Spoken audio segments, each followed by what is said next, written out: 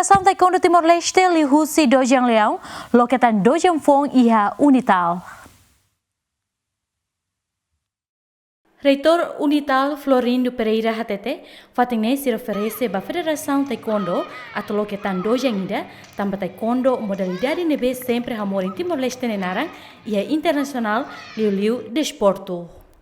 Modalidade de taekwondo ahora durante el año Italia atleta sira va jogar a Railiu va de Indonesia masa va Railiu sira sira va e tá precisa que desporto tanto pela sana então ele kita harap 2 anos ele se nos produz atleta va Italia atleta de aqui va que representamos Timor-Leste va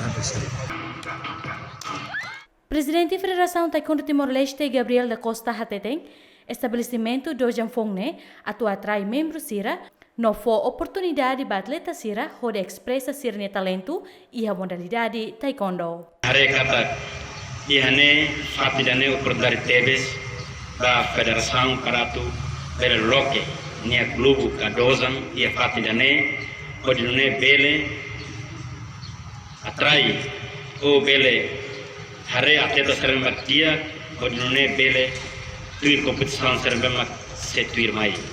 Tambah hari kata federação sei esforço katina oingas ne bele halo evento hari usi dozan unital ne bele representación bahia nasional sekari atleta serem mak dia bele tuir kompetisi ia internasional.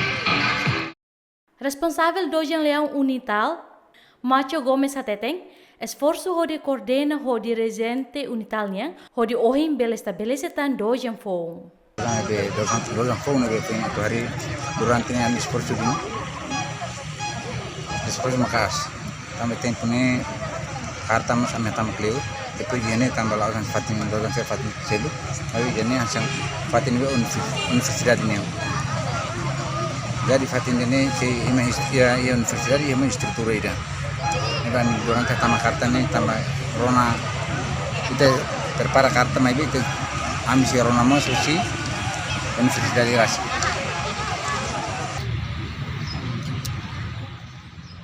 Dojang Fong bela responde preocupação inang aman sira nebe hakar fo tempo bauan sira hori tuir taekwondo.